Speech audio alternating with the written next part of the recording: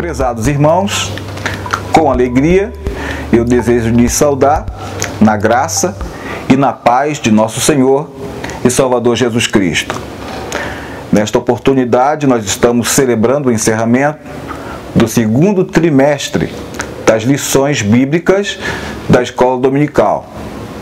Nós louvamos a Deus, que apesar dos problemas, das dificuldades, nós temos tido a oportunidade de compartilhar a Palavra de Deus. A Palavra de Deus é sustento, é alimento para todos nós. Por isso desejo incentivá-lo a continuar sendo um aluno da Escola Bíblica Dominical, fortalecendo assim cada vez mais a sua fé. Nós vamos refletir no conteúdo desta última lição, que nós vamos encontrar baseada no texto do capítulo 6 da Epístola de Paulo aos Efésios, nos versículos 10 a 20. Um texto magnífico que trata da armadura de Deus. A Epístola aos Efésios, ela tem sido considerada o texto mais profundo do apóstolo Paulo. É claro que a obra-prima de Paulo é a Epístola aos Romanos, denominada por alguns de a Catedral da Fé Cristã.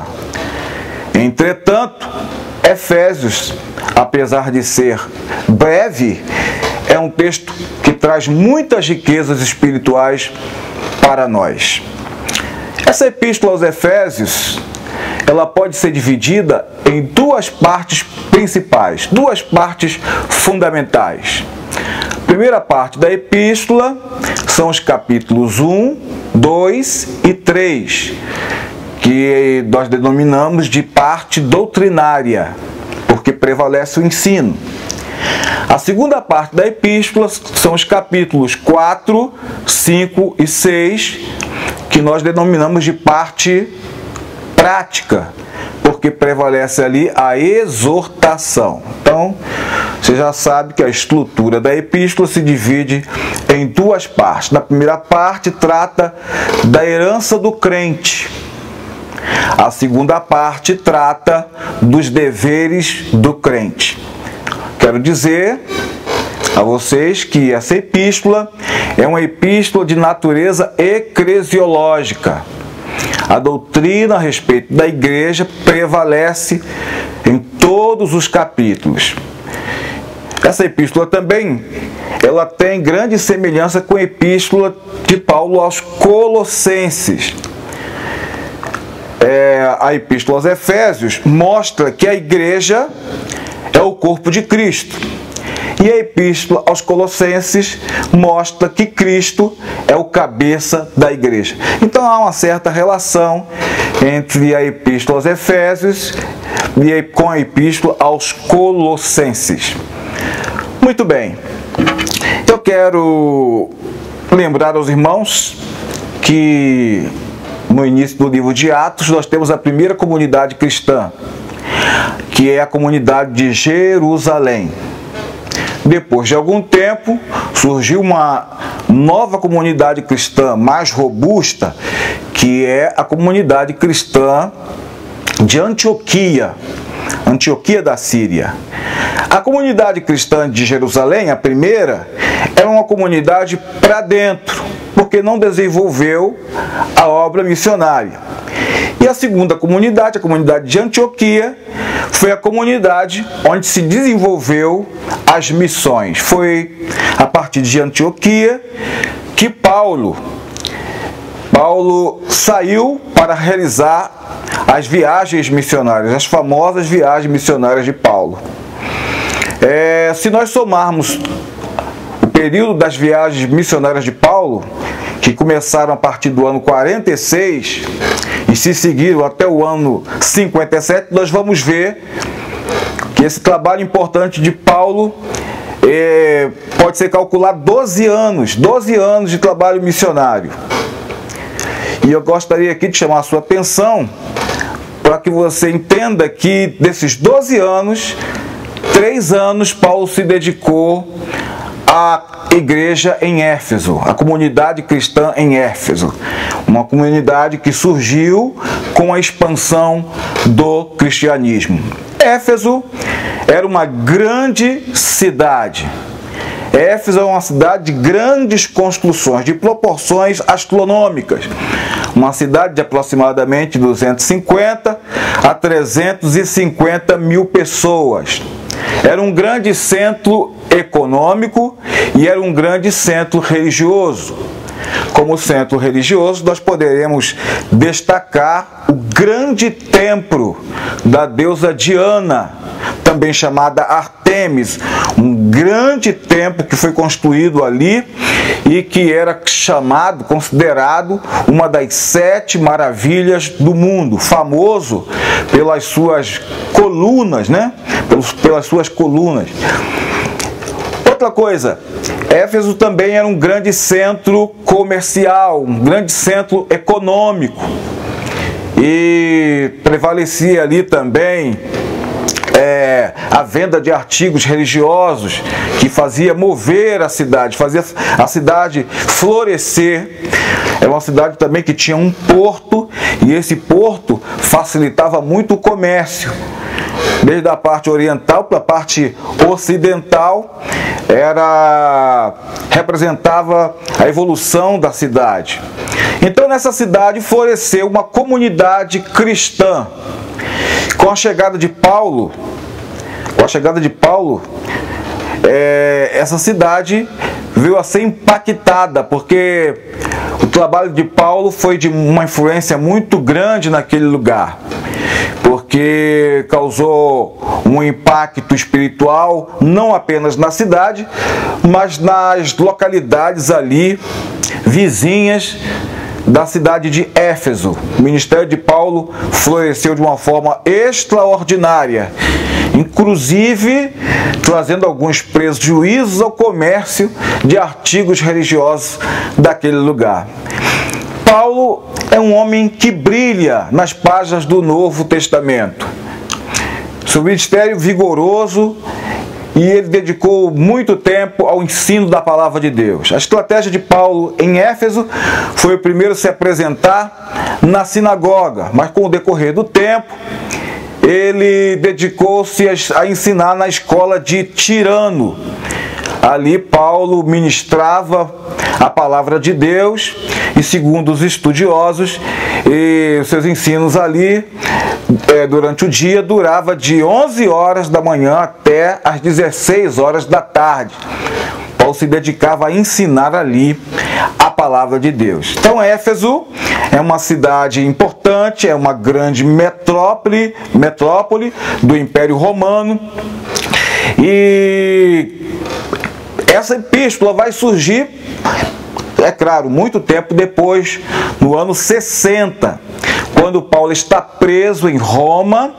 Ele escreve a esta igreja para lhes trazer lições preciosas, trazer ensinamentos profundos para aquela igreja. Então nós vamos ver o apóstolo Paulo preso, porém a palavra de Deus não estava presa. A palavra de Deus estava produzindo grandes efeitos. No decorrer da história bíblica, é muito comum nós verificarmos pessoas em situações de prisão, porém Deus não estava fora dessas prisões. Deus estava dentro, ajudando, fortalecendo e cumprindo o seu propósito. Queridos irmãos, então essa epístola é uma epístola muito importante. Ela foi escrita com o propósito de trazer várias revelações, não somente para a igreja de Éfeso. É importante esclarecer que essa epístola serviu também como carta circular. Ela chegou em outras comunidades cristãs e ela realmente produziu um grande impacto onde quer que ela chegasse. Então que Deus possa abençoar os queridos irmãos, que nós possamos continuar estudando essa epístola, porque ela tem muita coisa importante para todos nós. Muito bem, queridos. a partir do capítulo 6, versículo 10, nós vamos encontrar esse texto de Paulo, que vai seguir até o versículo de número 20. Ele vai introduzir o tema batalha espiritual. Muita gente se preocupa e quer entender o que é batalha espiritual. Nós tivemos aqui no Brasil uma onda onde se tratou muito a respeito deste assunto. Não sei se os irmãos se lembram. Foi a época que surgiu aquele livro Este Mundo Tenebroso. E surgiram também muitas publicações da Rebeca Brown, e as pessoas estavam interessadas em batalha espiritual, querendo saber o que acontecia no mundo invisível. Essa onda passou, mas nós queremos dizer que o assunto batalha espiritual é um assunto bíblico e que precisa ser abordado teologicamente. Então, aqui no capítulo 6, Paulo entra nesse assunto, batalha espiritual. Existe um mundo físico, existe um mundo material, entretanto existe um mundo espiritual. Esse mundo espiritual é um mundo invisível. Esse mundo espiritual é o mundo dos espíritos, é o mundo onde estão os anjos. Existem pelo menos 3 posturas em relação a este assunto. Em primeiro lugar, existem aqueles que minimizam o assunto batalha espiritual. Aqueles que não acreditam, por exemplo, na existência do diabo, não acreditam em anjos, não acreditam nos espíritos. Dizem, isso é um mito. O diabo não existe, o inferno não existe, os demônios não existem. Então temos aí esse primeiro grupo que minimizam a questão. O segundo grupo de pessoas hoje são aqueles que supervalorizam o assunto. Pelo contrário, esse grupo procura ver o diabo em tudo. Tudo é questão do diabo. Se a chuva veio muito forte, é a culpa do diabo. Os problemas que surgem, qualquer problema que surge, é o problema da existência de um espírito. Então existem aqueles que supervalorizam o assunto. Nós queremos dizer que somente quando retornamos ao elemento bíblico, a palavra de Deus, é que nós vamos poder ter uma visão equilibrada a respeito deste assunto. Então Paulo trata do assunto batalha espiritual, procurando trazer uma visão equilibrada a respeito deste assunto. E ele começa aqui no versículo 10 dizendo: no demais, irmãos meus, fortalecei-vos no Senhor e na força do seu poder.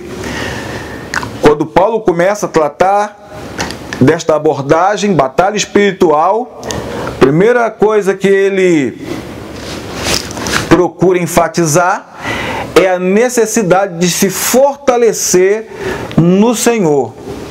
Quer dizer, a força não está concentrada em nós mesmos. A força está concentrada no Senhor. Não devemos pensar que nós somos capazes por nós mesmos de vencer as forças espirituais da maldade. Nós precisamos estar firmados e fortalecidos pelo Senhor. Vamos voltar um pouquinho no livro de Gênesis, no capítulo 3, no início da história, nós vamos ver que Adão e Eva, no melhor ambiente, eles foram travar uma batalha com as forças espirituais.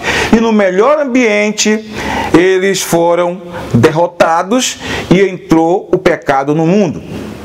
Se nós voltarmos agora para o tempo de Jesus, nós vamos ver que o Filho de Deus foi levado ao deserto, ali permaneceu jejuando por 40 dias, e no deserto, um ambiente difícil, um ambiente de escassez, podemos dizer, o pior ambiente, ele venceu a Satanás através da palavra de Deus.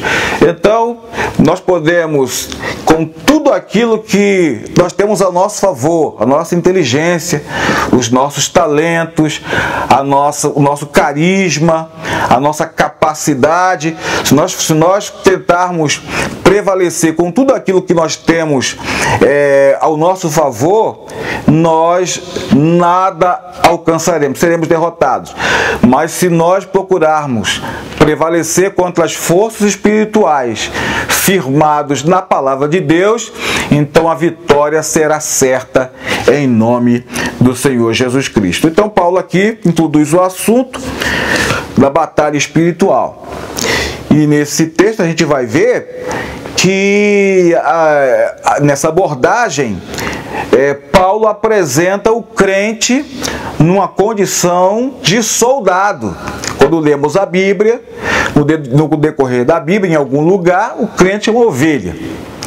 Em algum lugar da Bíblia, o crente é o sal da terra. Em algum lugar da Bíblia, o crente é a luz do mundo. Em algum lugar da Bíblia, o crente é um mordomo. Em algum lugar da Bíblia, o crente aparece como um sacerdote. E aqui, quando Paulo trata da armadura de Deus, a figura que aparece aqui, que é enfatizada aqui, é a figura de um soldado. Porque se trata de uma batalha, se trata de uma guerra. Não podemos esquecer que a igreja é um exército, né? E o exército é composto de soldados. E a batalha que nós estamos travando, ela está no nível espiritual da existência. Eu quero dizer para você que o mundo físico, o mundo material, é apenas uma sombra do mundo espiritual. O mundo espiritual é algo real. O mundo espiritual é algo verdadeiro. E nós devemos vencê-lo como bons soldados de Cristo Jesus. Isso é muito importante.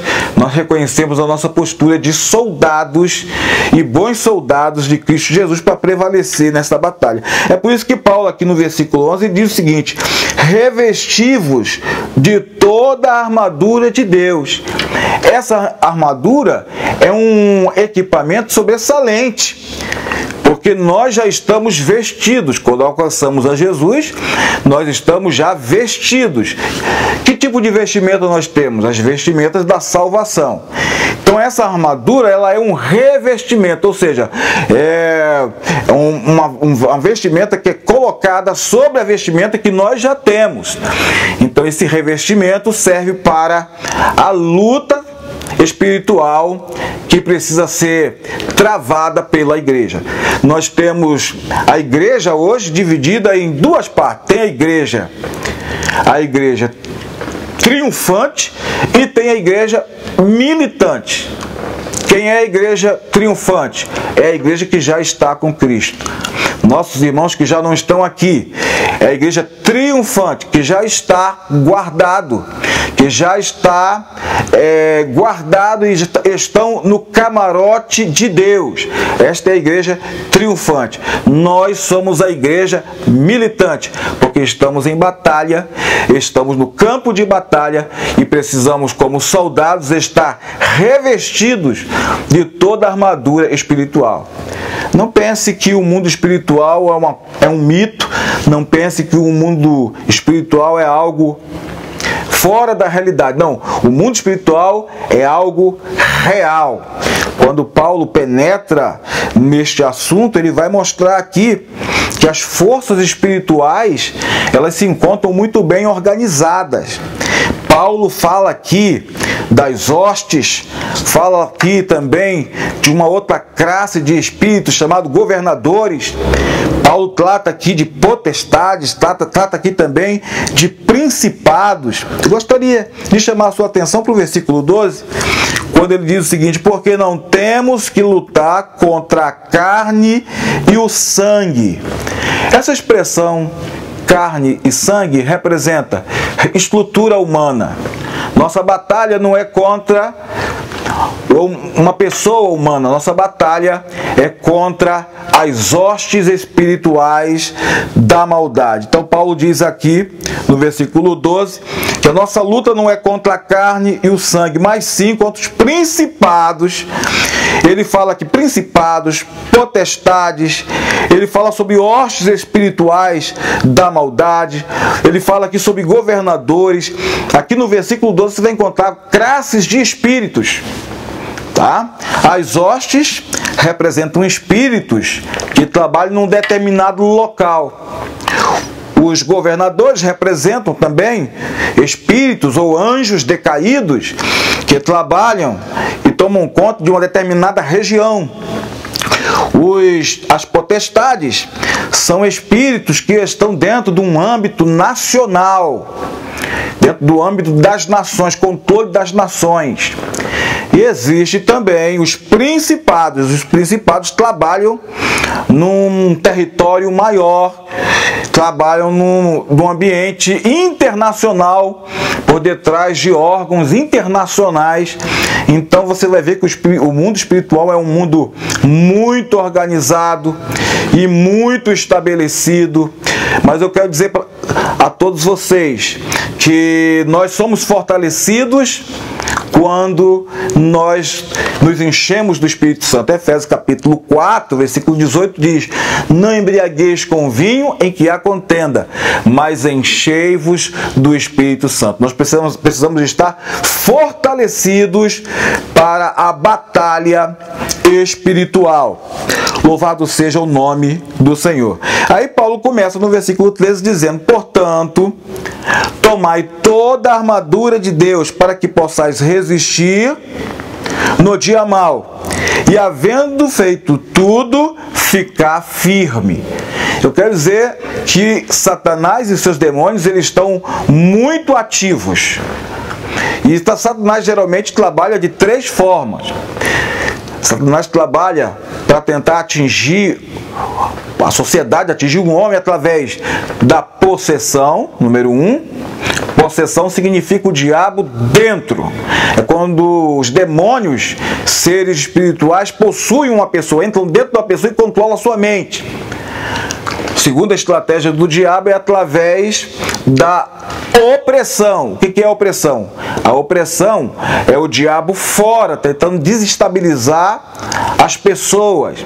A opressão é o diabo fora, fazendo com que a pessoa se enfraqueça com sugestões e com ciladas, armadilhas, para fazer com que a pessoa perda a sua fé.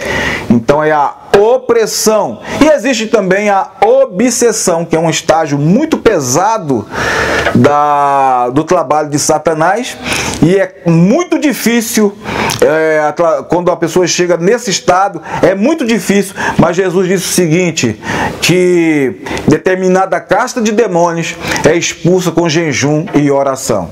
Então é muito importante nesse momento entender que a vida espiritual, ela precisa ser uma vida espiritual ativa. Nós devemos estar constantemente vivendo em oração, buscando ser cheios do Espírito Santo, para que possamos prevalecer neste conflito, nesta batalha espiritual. Eu costumo dizer aos alunos do curso de teologia que lá no livro de Josué trata de um contexto de guerra, né?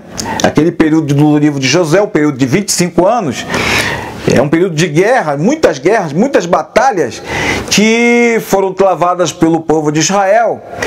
E aquelas batalhas físicas, era pelo território material, era pelo território de Israel, pela terra prometida, pela terra de Canaã. Mas na Epístola aos Efésios, nós vamos ver aqui que Paulo está tratando de uma batalha espiritual. Não é por um território material, mas é uma batalha espiritual de proporções astronômicas, né? Mas que nós podemos vencer pelo poder do sangue de Jesus e quando nós também nos revestimos das armaduras de Deus. Então nós estamos tratando aqui da armadura espiritual. Então Paulo começa a mencionar os elementos da armadura espiritual do crente. Paulo preso numa prisão em Roma, em contato com soldados da guarda pretoriana, certamente ele visualizando um soldado romano, ele começou a fazer a sua analogia a partir daquela figura, a partir daquele emblema. E ali ele começa a tecer algumas considerações importantes da armadura espiritual que nós precisamos nos revestir. Primeiro elemento dessa armadura é o cinto da verdade.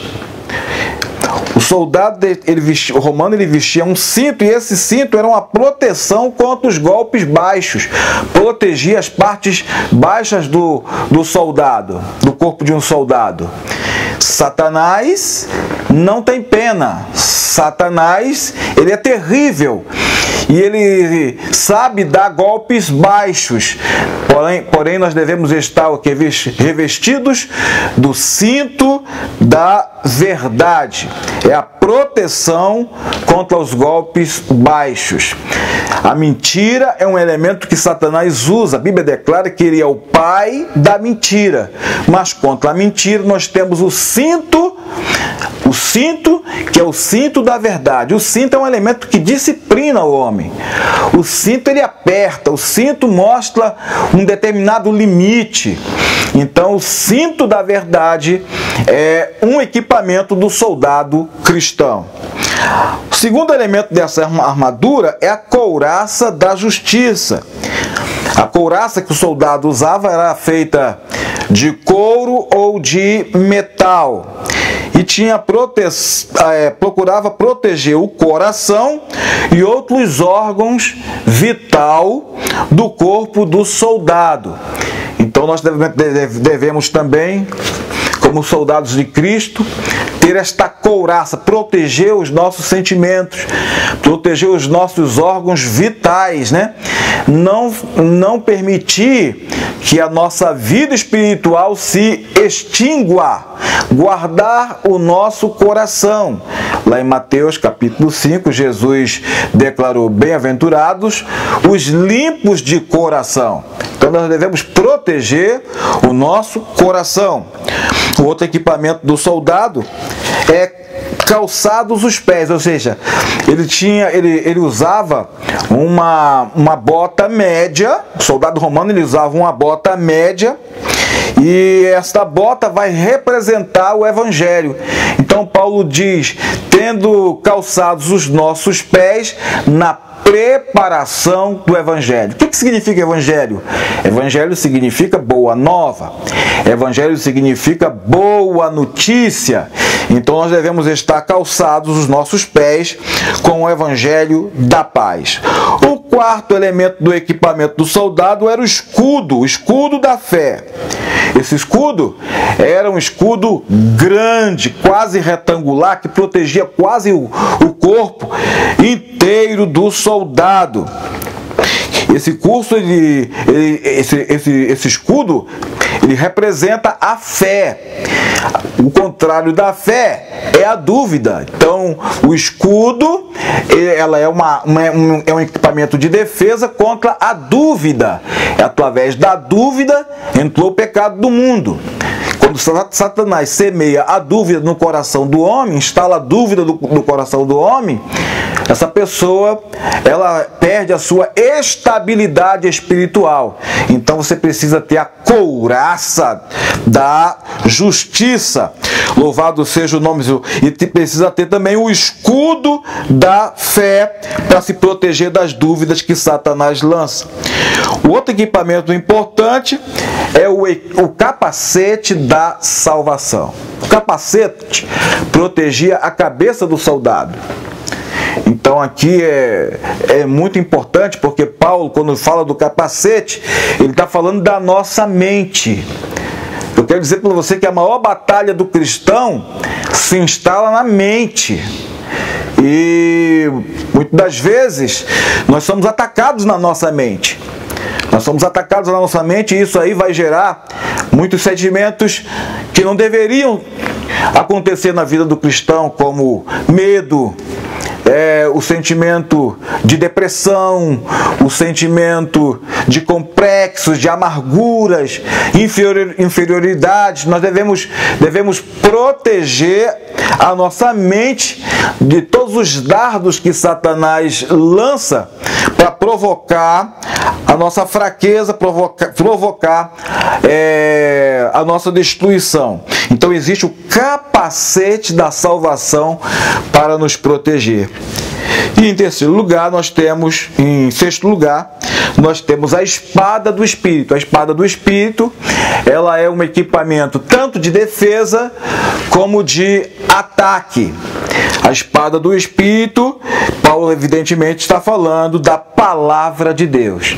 A palavra de Deus é a espada que o Espírito Santo usa, e através desta espada nós nos defendemos do erro, e nós também, através da espada do Espírito, que é a palavra de Deus, nós batalhamos as batalhas do Senhor.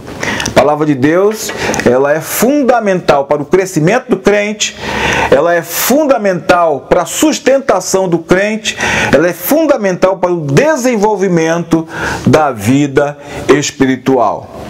No decorrer da Bíblia nós vamos ver vários símbolos, né? A palavra de Deus sendo representada pela lâmpada, a palavra de Deus sendo representada pelo martelo, como espelho, como espada, como semente. Então a palavra de Deus é muito importante.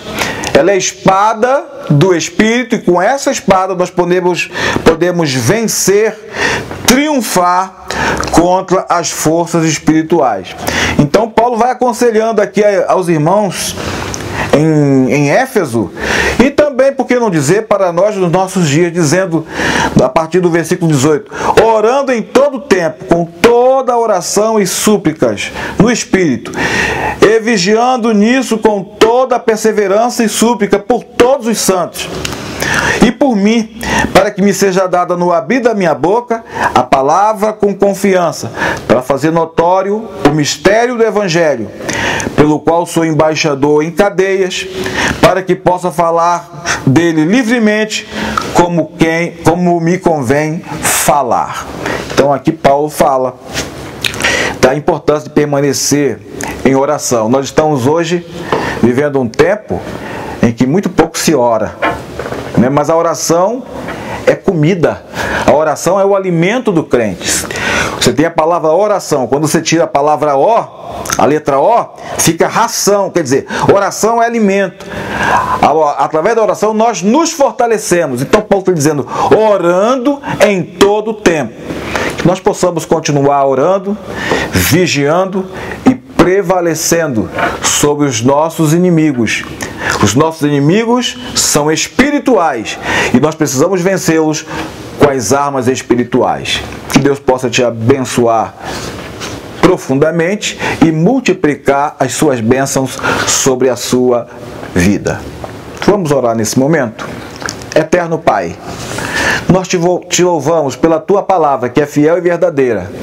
Reconhecemos, ó Deus, que nesse período em que dedicamos ao estudo dessa epístola, tem sido, ó Deus, renovador, tem sido muito especial para todos nós. Que o Senhor possa continuar, reverberar essas lições no seio da Tua igreja, para que ela possa ser nutrida com a Tua palavra cada vez mais e alcançar grande vitória, ó Deus, grande vitória no mundo espiritual. Nós queremos nos fortalecer no Senhor e na força do Seu poder. Nós te agradecemos muitíssimo e fazemos isso no nome de Jesus. Amém.